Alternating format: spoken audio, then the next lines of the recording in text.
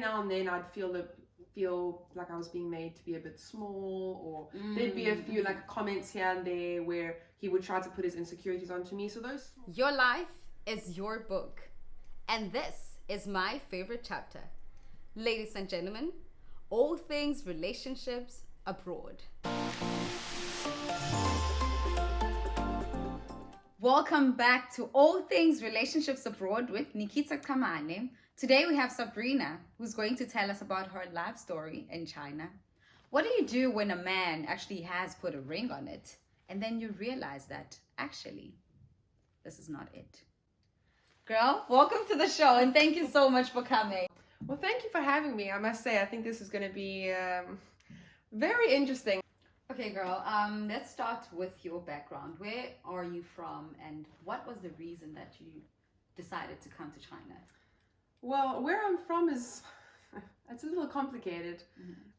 So I have a Swiss passport, and I've lived in South Africa before, and my mom lives in the UK.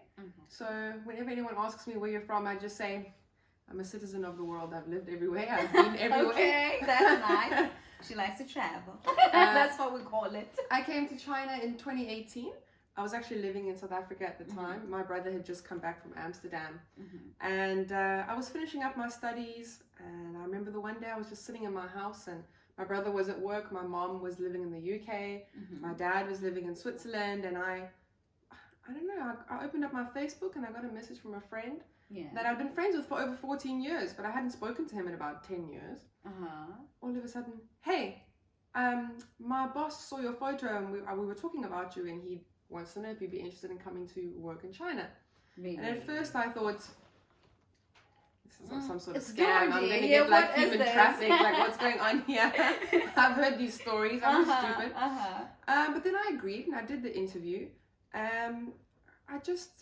At first I wasn't sure about the interview, but I kind of had a moment. I was sitting in my house and I looked around my home and I thought, well, my mom's not here, my dad's not here, my brother's kind of standing on his own 2 feet now. I didn't really have very many relationships at the time, so I kind of looked around and I thought, well, there's nothing for me here. Why not just move on and start a new chapter of my life? Okay. So off I went. Okay, so that was easy for you, like the decision. Because, I kind of have a thing now. The older I've gotten, I kind of do this. It sounds a bit ridiculous, but I do this thing where I just go 3, 2, 1, go. And if I've made the decision, then that's the decision that I stick with. No indecisiveness allowed. Just the first decision I think of, just take it and run with it. That sounds dangerous. Yeah. You're a risk taker.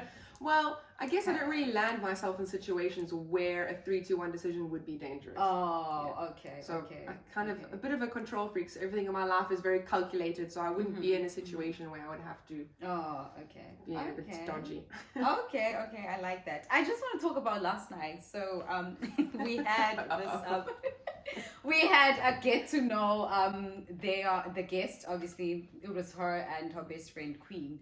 And Sabrina's face, oh my goodness. Oh, wow. It went red and It wasn't even a shade of pink or red. It was something unique. It's a special ability I possess. Okay, that's what you want to call it. I should make like a shade of lipstick called Sabrina's Cheeks. So we couldn't see you were busy applying the lipstick. Okay, girl. Now let's talk about China. When you finally arrived in China, which city did you get to first, and your job? You can just tell us that. So I came to China in 2018 in October, and the first city that I came to is a small city. My geography is terrible, but it's kind of close to Shanghai, kind of close to Nanjing. It's a small little city in the middle of nowhere called Huai'an. And I've been there ever since. I know a lot of people chop and change jobs here in China. They move around a lot. Every single time someone says to me, oh, where have you been working all this time? Oh, no, at the same school. Everyone looks at me like, wait, what? But I must say, my city, I really enjoy my city. It's small, but it's not so small that you feel isolated. I can do my hobbies there. There's a place where I can go and dance. There's a place where you can go and horse ride. Oh, that's nice. There's a good artistic area where you can go and do arts and crafts. And also my job, it's not without its issues. It's not without its bumps along the way. But overall, it's it's a very good working environment. My colleagues and I are very close. We have a very good understanding. Also, I'm kind of the princess of the school because I'm the only girl. So that's why. I think that's the reason why. So I kind of enjoy being the little princess. It kind of makes me feel like I have a lot of older brothers taking care of me the whole time. So I always feel very safe. And my boss also, again, he's not without his flaws, but he's a very understanding man, and he's always there for you whenever you need him. Okay. And my classroom, I'm very happy with my classroom and my children. So, like I said, if it's not broken, don't fix it. So I'm happy where I am. Okay, that's beautiful. Okay, so is it your first time that you are teaching in China, or you do have experience from home? I have experience teaching back home. Technically, you're not allowed to be working before the age of 16. But when I was about 14, I started working at an aftercare. And there I did a bit of tutoring, and I also just did supervising of the children. And then when I was 18, I worked at a private school kindergarten for 2 or 3 years. And then I did, I actually took over that aftercare business because it was my mother's, and she moved back to the UK. So I took over the business from her, and I ran it and prepared all the meals and oversaw the other employees and did all of that. And then kind of when that just became a bit too stressful, I was a bit too young to handle all of that responsibility at that time. So I gave that business over to my aunt, and I moved to Pretoria, actually. I started waiting. All right.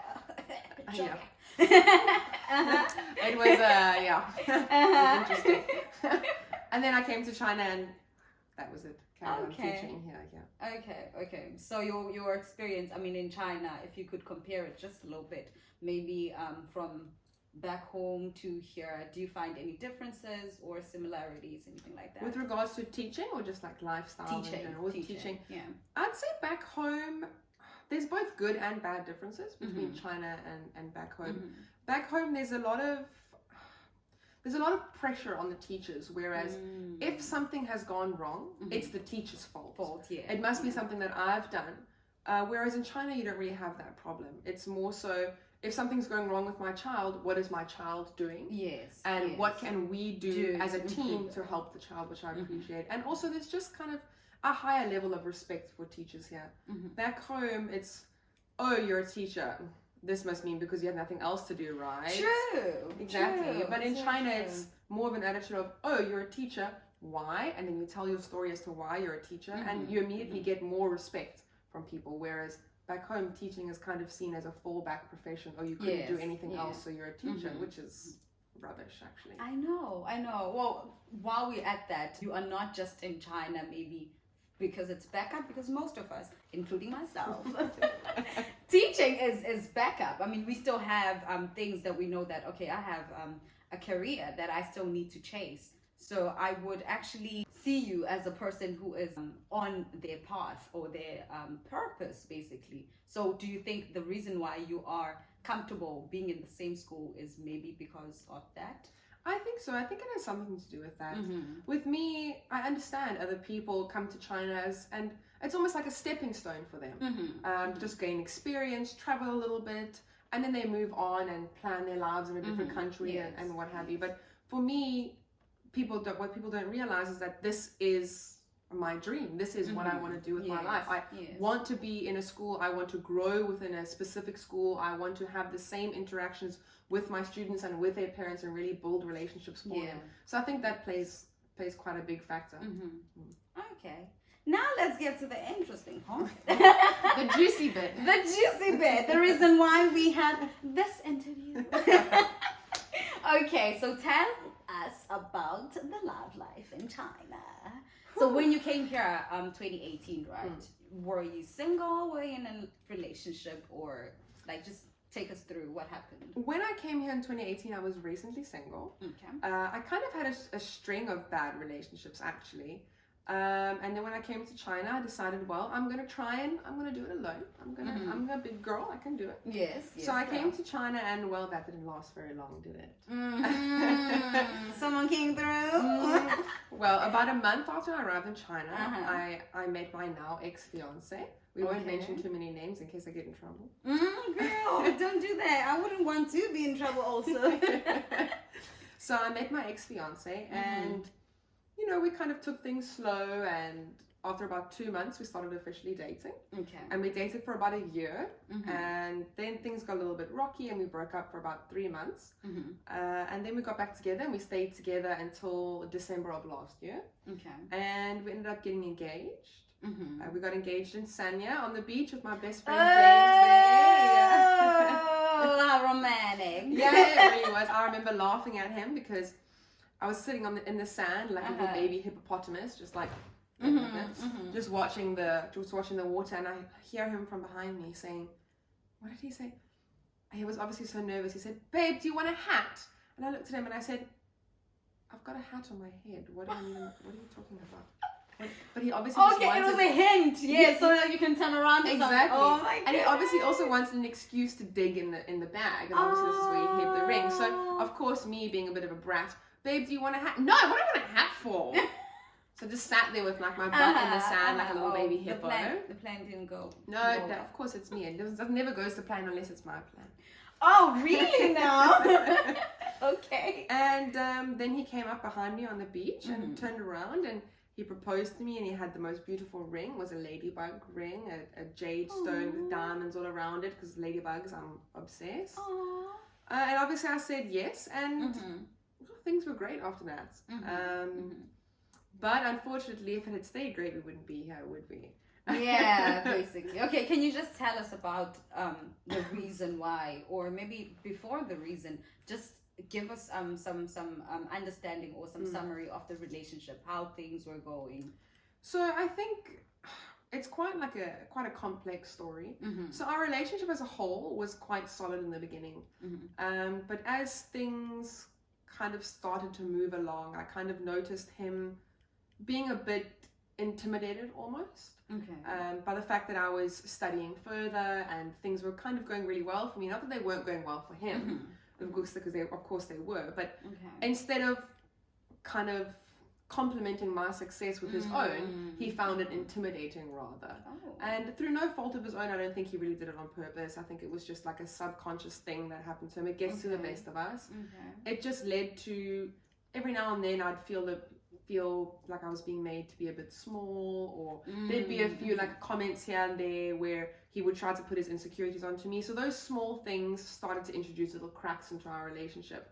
And then maybe about 4 or 5 months ago now, I was speaking to one of my friends at the hospital, and it may seem completely irrelevant, but I'll tie it all together with a nice little blow. Okay. I was speaking to one of my friends at the hospital, and so when I was about 14 years old, I had a very bad acne breakout. And my mom took me to the doctor, and the doctor said, "Well, you're 14 years old, you're obviously breaking out because it's your hormones. So the best thing that we can suggest to you is that you go on like a hormone pill, which is designed to prevent pregnancy, but it also helps with your skin." So I agreed, and I thought, okay, well, this is great. Now, 2 for the price of 1. Of course, yeah. And I never really thought about it, and I stayed on it, and this was I was 14, I'm now 25, so for almost 10 years I'd been on this. Exactly, it was a really long time, and no one really tells you about the long-term effect of these things, and you don't realize it when you're in it. So I was speaking to my friend at the hospital, and she said, "Oh, I think it's time that you come off of this. I think it's time you try something else." So I agreed, and I stopped taking the hormone pills, and about a month after that, I kind of like my whole life changed. I went from feeling slightly insecure and shy to suddenly being very confident. I felt so much more driven in my purpose. I felt so much more passion towards my career. I had a lot less, for lack of a better word, a lot less patience and a lot less understanding towards the small cracks in my relationship that I'd found with my partner. So I think kind of the fact that he found my success and my continuation of success to be intimidating. And the fact that sometimes he could be a little bit insecure, which I don't think those would have been problems if I hadn't have come off of my hormone pills and kind of had this internal awakening and realized, actually, hang on a minute, like, I'm successful, I'm confident, I'm beautiful, I know what I want for my life, and I just kind of decided it's time for me to choose myself and choose my career. And if someone wants to hold me back, unfortunately, in that situation, love's just not enough. Sometimes it just doesn't work. Okay, now let's talk about the these hormone pills. like they sound like the way you explained it. It sounds like they actually take away like the real you kind of thing, you know. Exactly. Like they suppress your self, like who you really are kind of thing. So do you feel like when you got off them, that was when you met yourself? Because when you were 14, obviously you couldn't, you didn't know much about yourself. You don't even know what's up or down when you're 14. So you feel like when you got off them, that's when you met like yourself, exactly who you really are. I would say that, yeah, because the reason why, one of the first reasons why I was actually speaking to my friend about this in the first place, about potentially coming off of them, I was thinking to myself, well, I'm 24, I'm 25, and when you're 24, 25, the part of your brain called the prefrontal cortex becomes fully developed. Yeah. So I was thinking to myself, well, I'm 24, I'm 25. I should be fully mature at this age. I'm at the peak of my life. Yeah. My hormones should be on point. My confidence, my body, everything should be, I should be feeling amazing. And I just wasn't. I just always kind of felt like there was something missing, like some sort of, I was just kind of walking through my life with like this mist in front of my face. Yeah. So when I came off of them, I really, like you say, I really kind of felt like I met myself, who I was. I really just looked at myself and realized I have my flaws, but I really love everything about myself. I know what I want for my life. I know where I'm going, and that awakening gave me purpose and drive. And I realized, hang on a minute, like there's nothing wrong with me. There's nothing wrong with where I want to go. And if we have to do it alone, we have to do it alone, and let's go. Like I've got myself, and that's all I need. Okay. So would you see it as something like the best thing that happened to yourself? Like them. Definitely. Okay. So if you would be given a chance right now to go back, maybe for the relationship, would you go back maybe to save it and like? Never in a million years. I feel like it has nothing to do with him. He's a wonderful person, and he has his own strengths, and he has plenty of things in his life that he will achieve. But unfortunately, like I say, a person can be great alone. And sometimes when you take two people and you put them together, even though individually they're great, when you put them together, they kind of take things away from each other. And I'm also guilty. I mean, he was really into his music and a very big social life, and I kind of made him a bit withdrawn. So I think for both of our sake, I wouldn't. It was not the match. You think exactly. It wasn't. It wasn't what I thought it was. And when kind of I woke up, I realized it's not good for me. It's not good for him, and we're wasting each other's time, really. Okay. Well, what about the diamond girl? But I still got it. Oh, she kept it. Because when we ended things, we ended on good terms. And also, I mean, like we ended on very good terms, and he left the city. And we had a little bit of a rough patch after that, but just recently we got back into contact and we kind of smoothed things over. And when he left, he said to me, well, when he left the city, he said to me, that ring that he bought me was so unique. There's no one else in the world who's ever going to want a ladybug. Actually, it's my first time ever hearing about it. Exactly. Like, so he said, well, you know, after everything that we've been through in our relationship, I deserve to keep it. So he let me keep it. Okay. I haven't opened the box yet, though. It's still set. It's still touching. Oh, keeping it for what? Just a decoration. Yeah, it's just there. One day, maybe I'll wear it on this hand. But for now, it's just there. Okay. Let's see you now. Did you give up on love? Did you feel like, you know what, this is it for me and China? Deuces. Cheers. What did you? I would say I haven't really given up on it, but just my idea of love and my expectation from people, I wouldn't even say it's changed, it's just evolved. Okay. So now I'm in the position of, I know what I have to offer, I know what I'm worth, and I know what I would expect from my partner. And I'm not willing to like accept anything less than that. So that is beautiful. That is really beautiful. So are you single? Are you looking? Are you with somebody? We want to know. Actually, just recently, I did find someone. And it's been going quite well. I must say, he's a little bit older than me, not too much older than me, which I think is is good. My mother always told me, Sabrina, you need a man that's older than you because your mind is moving at 1,000,000 miles a minute. Okay. And things are going really well. He's very understanding. So we both have a background in psychology, which I think also helps quite a lot. He's a very gentle person, and I guess we just have a natural understanding of one another. And there's no boundaries. There's no, oh, why is this person looking at you? Or why are you talking to this person? Oh, don't do this, don't do that, don't go here, don't go there. It's very kind of, hey, what are you doing? Oh, I'm doing this. Oh, would you like me to join you? Yeah, sure. Not like oh, I need to see you on this day at this time. We need to do this together. Kind of yeah, exactly. So it's very unique for me because I've never had this type of a kind of like a vibe before, where it's kind of like you do you and I'll do me, and our lives can run parallel to one another. And if there comes a time where it doesn't run like that anymore, then that's okay. And you've learned, I've learned, and we'll carry on. And that's just kind of what we're running with now. Okay, let's go back a little bit. Okay, where did you meet this amazing person? Well, actually, let's hear that. I had known him since I came to China. Oh, yes. Okay.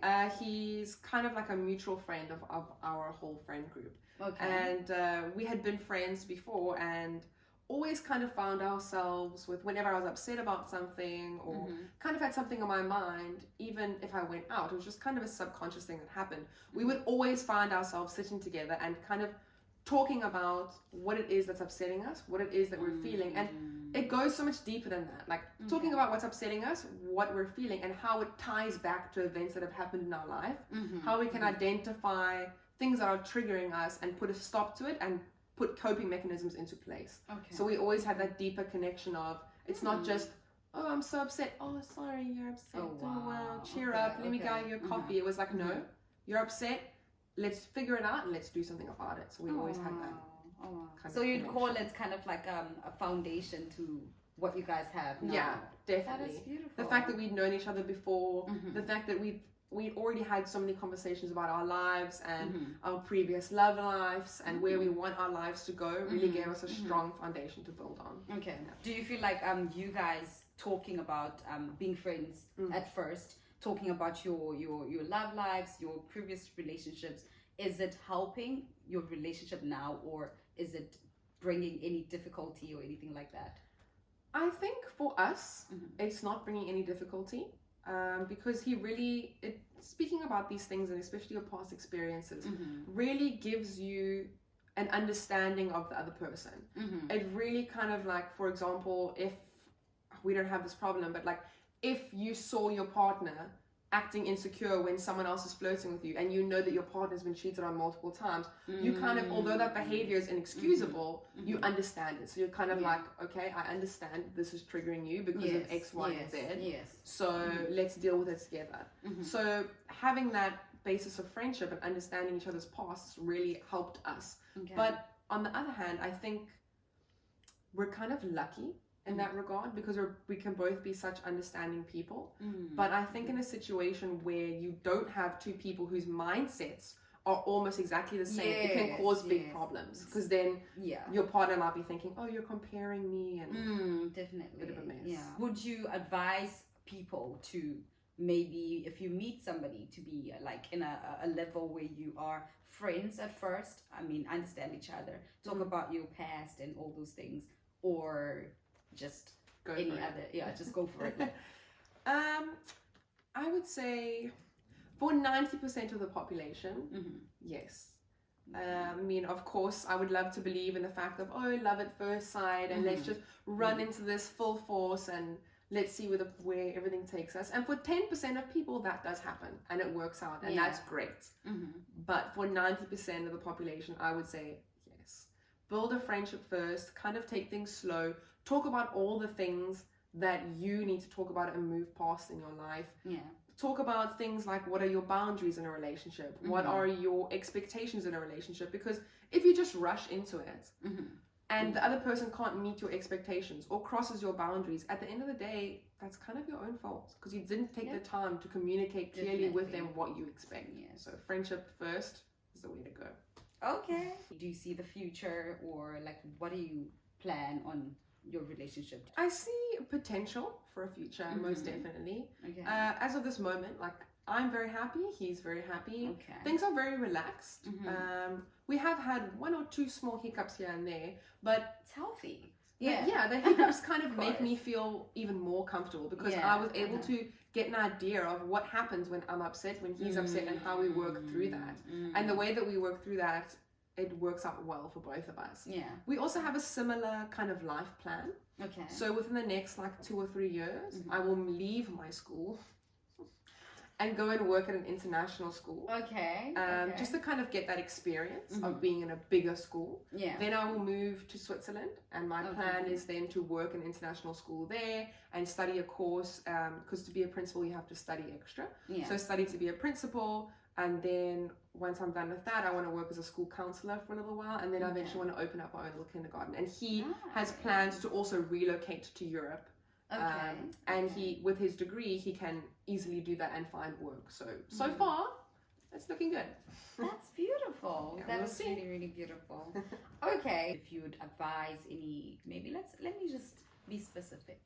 Women, okay? Women in China, mostly, or any other country abroad, with relationships, and especially the decision that you made when you were engaged. I mean, most people would be like, okay, that's like a win-win. I'm not saying everyone would say that, but if he says that he wants to be committed, he wants to be in this, and you also want it, and then you realize that, okay, hold on a minute, there's something missing, some things are not going the right way, or whichever way that you've decided. What would you advise a woman if they are in that situation and they don't know if they should let go or carry on and be in it?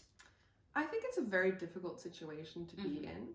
And it took me a long time to do something about it. I was kind of stagnated for quite some time.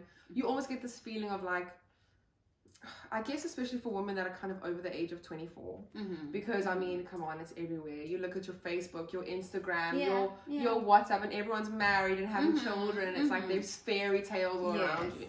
So in the beginning, you kind of feel stagnated by fear. That fear of being alone, that fear of, oh, I'm not going to live up to like the status quo for a woman my age. But once you kind of identify that feeling within yourself, it's important to stop, take a moment, look around at what's making you unhappy. Perhaps even what I did is write a list of all the things in your relationship that are working and all the things that aren't. Then your best bet is just to go to your partner and try to talk to them about it. One of two things is going to happen. Either he's going to be very understanding of the situation, he's going to talk to you about it, and you guys are going to work through it together. Or he's going to show you resistance. He's going to show that he doesn't want to address the problems through change. And I mean, everyone changes in a relationship, but kind of you have to grow into these changes. And if he's not ready, then you kind of just have to let it go and realize that being by your own is, or being on your own is sometimes better than being with a person who's not right. Of course. Yeah. You do learn a lot about yourself when you're alone. Exactly. And I hadn't had that opportunity before. I had never been alone. So if you find yourself in that type of a situation, then take the opportunity, speak to your partner. If it doesn't go well, then you also kind of need to tell yourself, even though it feels like it, the world's not ending. You're going to be okay, and you're going to move on from it, and you're going to come back. And if a woman is strong enough to walk away from a man that she can see is not right for her, then you're never going to end up alone anyway. So, and you can beat anything. So you've just got to kind of take that moment, take all that pain and anxiety and stagnation that you're feeling, focus it, and just kind of run with it. Just go. After the breakup, how did you manage to be okay? Did you have people to talk to? Did you have support system? Like, how did you manage, basically? So I was very careful about it. I had actually already planned everything before I went and spoke to him, which I guess is another piece of advice. Have your backup plan ready in case the conversation doesn't go well. So before the breakup, actually, I had already gone and I was looking at other apartments just to be sure in case it didn't work out. Yeah. And I'd already communicated with my closest friends what was going on. Yeah. And I'd actually also already told my boss in case I needed extra assistance, like financially or anything like that. Okay. And then once the breakup happened, I kind of ripped it off like a band-aid. Like, just grabbed all my things, arranged the day when I was going to move out, got all of my closest friends to come and help me move out, so that I didn't have any of those moments of packing and, oh, look at this, and oh, look at that. Yeah. I made sure that he wasn't home. I moved out. When I moved into my new apartment, I bought all new things, which I know isn't always possible, but I was lucky I was able to. Yeah. I redecorated. I changed the color of the house from what it was previously. I bought new bed sheets, new towels, redid my wardrobe, and just really focused on spending time with my friends and focusing on my hobbies, because often in a relationship you lose your hobbies because you don't have that much time, right? That happens to everyone. So I really focused on discovering my own hobbies again. I started painting, I started dancing, I started writing. So you've really got to remember who you were before the relationship. Exactly. And focus, like really hyper focus on those things.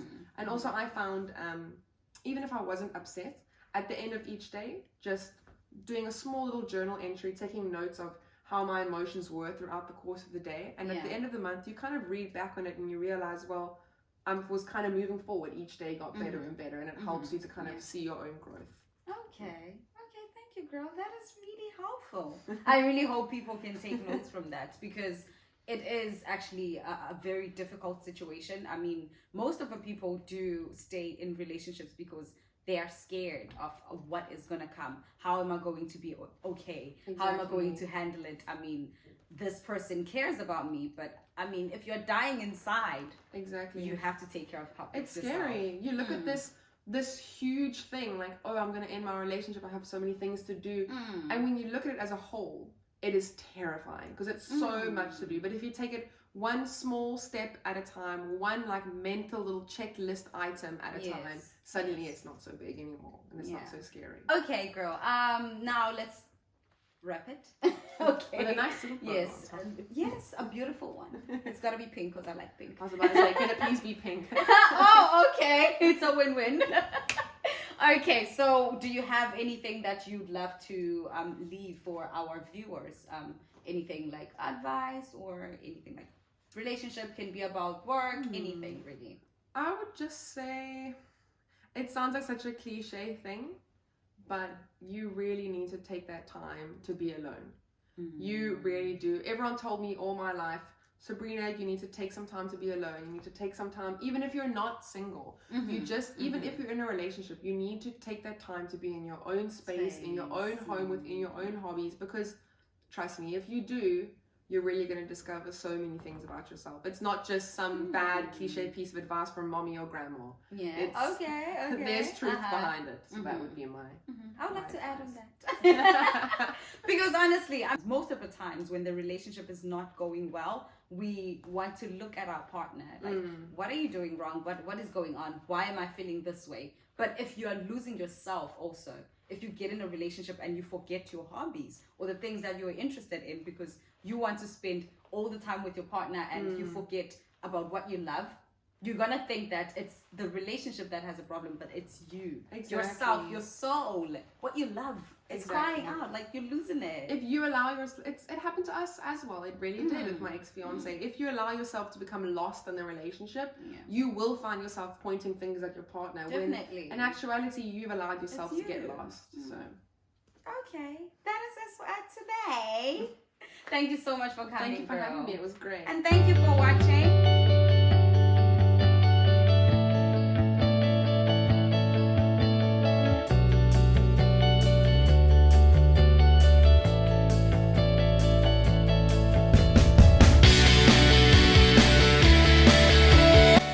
Thank you so much for watching All Things Relationships Abroad with Nikita Kamane.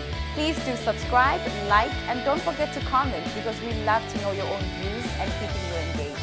If you believe you have a story that you'd love to share, please do send us a WhatsApp text or an email, because anyone can tell your story, but no one can tell it like you can.